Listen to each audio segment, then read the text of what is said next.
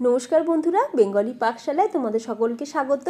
आज के आमादेर रेसिपि रेशमेर मतो नरम तुलतुले सफ्ट रेशमी परोटा। नामटा जतटा सुंदर खेतेও किन्तु दारुण सुस्वादु।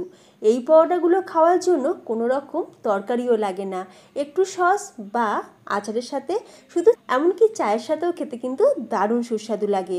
পরোটাগুলো এতটা নরম যে হাতে দিলেই বুঝতে পারবে, আর ছিললেও কিন্তু বোঝা যাবে যে পরোটাগুলো কতটা নরম। ঠান্ডা হয়ে যাওয়ার পরও কিন্তু এই পরোটাগুলো শক্ত হয় না। কিভাবে বানাবো একদম রেশমের মতো নরম তুলতুলে রেশমি পরোটা দেখে নেওয়া যাক আমার আজকের এই ভিডিওটিতে। তো আজকে আমি ময়দা ছাড়াই রেশমি পরোটা বানাবো। তো সবার প্রথমে যে কাজটা করে নেব সেটা হচ্ছে আমি এখানে নিয়ে নেব 1 কাপ সুজি। বাড়িতে যে কোনো কাপ বা বাটি বা গ্লাস যে কোনো একটা সেট করে নেবে। এখানে আমি একটা বড় সাইজের কাপের মাপের নিয়ে নিলাম 1 কাপ সুজি। এখন ওই একই কাপের মাপ করে দিয়ে দেবো 1 কাপ গরম জল। জলটাকে আমি ভালো করে একটু গরম করে নিয়েছিলাম। এখন গরম জল দিয়ে দিলাম 1 কাপ পরিমাণে। একবার ভালো করে মিক্স করে নিয়ে চাপা দিয়ে 15 মিনিট আমি এইভাবেই রেখে দেবো। ততক্ষণে সুজিটাও খুব ভালোভাবে ফুলেও যাবে। আর এই যে জলটা দেখতে পাচ্ছ, জলটা কিন্তু পুরোপুরি সুজি অ্যাবজর্ব করে নেবে। ফিরে আসছি 15 মিনিট পর। ফিরে এলাম 15 মিনিট পর। তোমরা দেখতেই পাচ্ছ সুজি দেখো পুরোপুরি জলটা কিন্তু একদম অ্যাবজর্ব করে নিয়ে পুরো সুজিটা দেখো ফুলে গেছে। আর এইটাই কিন্তু আমাদের চাই। তো সুজিটা একবার ভালো করে একটুখানি নাড়াচাড়া করে নিলাম।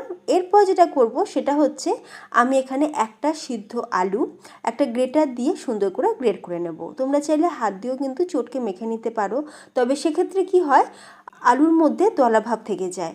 তো এইভাবে গ্রেটার দিয়ে খুব সুন্দর করে গ্রেট করে দেখবে খুব সুন্দর আলুর পেস্ট কিন্তু আমাদের রেডি হয়ে যাবে। আচ্ছা, একটা সিদ্ধ আলু দিয়ে দিলাম, আর ওই একই কাপের মাপ করে আমি দিয়ে দিচ্ছি 1 কাপ আটা। তোমরা চাইলে ময়দা দিয়েও করতে পারো, তবে যেহেতু আজকে একদম হেলদিভাবে বানাচ্ছি তাই আটার ব্যবহার করলাম। 1 কাপ আটা দিয়ে দিয়েছি। আর এখানে আমি মশলা হিসাবে কিছু দিয়ে দিচ্ছি। 1 চামচ গোটা জিরে, 1/2 চামচ আজওয়াইন হাতেতে একটুখানি ভালো করে ঘষে নিয়ে তারপরে দিয়েছি। এতে করে আজওয়াইনের ফ্লেভারটা খুব ভালোভাবে আসে। দিয়ে দেবো 1 চামচ কসুরি মেথি। তোমাদের হাতে কাছে যদি থাকে তাহলে অবশ্যই দেবে, আর যদি না থাকে তাহলে স্কিপও করতে পারো। ঝালের জন্য দিয়ে দিলাম কুচনো কাঁচা লঙ্কা। আমি এখানে 4টে কাঁচা লঙ্কা একদম মিহি করে কুচিয়ে নিয়েছিলাম। তোমরা ঝালের পরিমাণটা তোমাদের স্বাদ অনুযায়ী বাড়িয়ে কমিয়ে নিতে পারো। 1 টেবিল চামচ পরিমাণে দিয়ে দিলাম চিলি ফ্লেক্স। আর দিয়ে দিচ্ছি এখানে হিং। এখানে আমি একদম 1 চুটকি মোটামুটি 1/4 টিস্পুন পরিমাণে হিং দিয়েছি। হিং দিলে দারুণ সুন্দর ফ্লেভার আসে এই রেশমি পরোটার মধ্যে। আর দিয়ে দিলাম বেশ কিছুটা পরিমাণে কুচনো ধনেপাতা আর স্বাদ অনুযায়ী লবণ। এবার সব কিছুকে আমরা খুব ভালো করে মিক্স করে নেব। এখন কিন্তু জলের ব্যবহার করব না, যেহেতু আমরা আলু দিয়েছি বা সুজিটাও আমরা জলেতেই ভিজিয়েছিলাম, সেই জন্য যদি জল লাগে তাহলেই জল দেব, না হলে কিন্তু জলের ব্যবহার করব না। খুব ভালো করে এবার মেখে নেব। আচ্ছা, এই পর্যায়ে আমি এখানে 1 টেবিল চামচ সাদা তেল দিয়ে দিলাম। দিয়ে একবার ভালো করে আমরা মেখে নিচ্ছি। সুজির এই ডোটা দেখো বন্ধুরা একটু স্টিকি লাগছে, মানে হাতে লেগে যাচ্ছে। সেই জন্য আমি এখানে আরও ওই 1/2 কাপের থেকে একটু কম পরিমাণে একটু আটা আরও মিশিয়ে নিলাম। এবার এই আটাটা দিয়ে একবার ভালো করে মেখে নিচ্ছি। তো আমাদের এখানে 1.5 কাপের থেকে একটু কম পরিমাণে আটা লাগলো। তো খুব ভালো করে মেখে নিয়েছি, আর তোমরা দেখতেই পাচ্ছ আর কিন্তু হাতে লেগেও যাচ্ছে না, পুরো স্টিকি ব্যাপারটা কিন্তু আর নেই। আর রেশমি পরোটার ডোটা কিন্তু একটু নরম বা সফটই হয়। এবার এই ডোটার মধ্যে একটু তেল দিয়ে একটু ভালো করে মিশিয়ে নিয়ে আমি চাপা দিয়ে এটাকে 5 মিনিটের জন্য রেখে দেবো। খুব বেশিক্ষণ রেস্টে আমি রাখবো না, 5 মিনিট এইভাবেই রেখে দেবো। 5 মিনিট পর এখন আমরা পরোটাগুলো থেকে লেচি কেটে নেব। বাড়িতে পরোটা বানানোর জন্য ঠিক যেরকম আমরা লেচি কাটি সেই রকম সাইজের আমি এইরকম লেচি কেটে নিলাম। আটার এই ডোটা কিন্তু ভীষণ নরম আর সফটও হয়েছে। আচ্ছা, তোমরা চাইলে তেল দিয়েও বেলতে পারো, তবে যেহেতু ডোটা একটু নরম বা সফট সেই জন্য শুকনো ময়দা ছড়িয়ে আমরা কী করবো এগুলোকে বেলে নিচ্ছি। আমি কিন্তু এখন আটা দিইনি, শুকনো ময়দা দিয়েই পরোটাগুলোকে খুব সুন্দর করে বেলে নেব।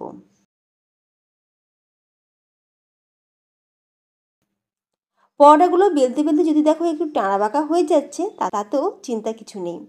এরকম একটা প্লেট বা বাড়িতে থাকা যে কোনো বড় সাইজের বাটি বসিয়ে সাইডগুলোকে কেটে বাদ দিয়ে দেবে, তাহলেই দেখবে একদম পুরো গোল পরোটা ইজিলি বেরিয়ে আসবে। আর তোমরা দেখতেই পাচ্ছ পরোটাটা দেখো একদমই গোল। যেহেতু আমি প্লেট দিয়ে করেছি ওই জন্য সাইডগুলো দেখো একটু ফাটা ফাটা লাগছে, কিন্তু যদি কোনো বাটি দিয়ে করো তাহলে খুব সুন্দরভাবে পরোটাটা একদম গোল বেরোবে। তো একটা পরোটা প্রথমে বেলে নিয়েছি, বেলে নেওয়ার সাথে সাথে আমি পরোটাকে চাটুতে দিয়ে দুটো সাইড ভালো করে একটু সেঁকে নেবো। আমি কিন্তু প্রথমে তেলের ব্যবহার করব না, দুটো সাইড একটু ভালো করে সেঁকে নেওয়ার পর তারপর অল্প সামান্য তেল দিয়ে পরোটাগুলোকে ভেজে নেব। পরোটাগুলো ভাজার সময় গ্যাসের ফ্লেমটা লো টু মিডিয়ামে রেখেছি। হাই ফ্লেমে পরোটা কখনোই ভাজবে না, তাহলে পরোটার ভেতরটা কাঁচা থেকে যায়, ওপরটা কালার এসে যায় বা মুচমুচে হয়ে যায়, ঠান্ডা হয়ে গেলে খেতে ভালো লাগে না। তো অল্প সামান্য তেল দিয়ে এখন উল্টে পাল্টে পরোটাগুলোকে ভেজে নেব। তৈরি আমাদের রেশমি পরোটা, একদম নরম সফট তুলোর মতন। ঠান্ডা হয়ে যাওয়ার পরও কিন্তু পরোটাগুলো একদমই নরম থাকবে। এই রকমভাবে রেশমি পরোটা বানিয়ে তোমরা বাচ্চাদের টিফিন বক্সে কিন্তু দিতে পারো, কারণ তরকারি করা কোনো ঝামেলাই থাকে না।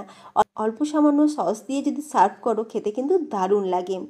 সন্ধ্যের চায়ের সাথে হোক বা রাতের ডিনারে, এমনকি সকালের জলখাবারও তোমরা এই রকম রেশমি পরোটা বানিয়ে খেতে পারো। দেখবে একটু অন্যরকম খেতে তো লাগবেই, আর নরম হওয়ার জন্য বাড়ির প্রত্যেকের খুব পছন্দ হবে। একে একে সবকটা পরোটাই আমি ভেজে নিলাম। তো একটা পরোটা আমি তোমাদের ছিঁড়েও দেখাচ্ছি, আর তোমরা দেখে নিশ্চয়ই বুঝতেই পারছো যে এটা কতটা সফট হয়েছে। হাতে দিলেই যেন ছিঁড়ে যাচ্ছে, একদম পুরো তুলো মাখনের মতো নরম তুলতুলে সফট রেশমি পরোটা রেসিপি তোমাদের কেমন লাগলো অবশ্যই আমাকে কমেন্টে জানিও।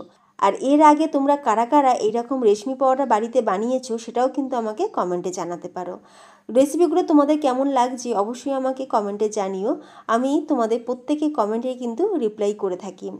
রেসিপিটা ভালো লাগলে আত্মীয় স্বজন বন্ধুবান্ধবের মধ্যে শেয়ার করে দিও, যাতে তারাও সকালের টিফিনে বা রাতের ডিনারে বা বাচ্চাদের টিফিন বক্সে এইরকম পরোটা বানিয়ে যাতে দিতে পারে। খুব কম সময়ে কম উপকরণে চটজলদি রেশমি পরোটা বানিয়ে তোমরাও একবার দেখো, আশা করি পরিবারের সকলে খুব ভালো লাগবে। এই রকমই সহজ আর নিত্য নতুন রেসিপি পেতে বেঙ্গলি পাকশালা চ্যানেলটি সাবস্ক্রাইব করে পাশে থাকা বেল আইকন প্রেস করে রাখবে, তাহলে আমি চ্যানেলে যখনই ভিডিও আপলোড করব তার নোটিফিকেশান সবার আগে তোমাদের কাছেই পৌঁছে যাবে। তাহলে ফ্রেন্ডস, আজ আসি, দেখা হচ্ছে নতুন কোনো রেসিপির সাথে। ভালো থাকবে, সুস্থ থাকবে, ধন্যবাদ।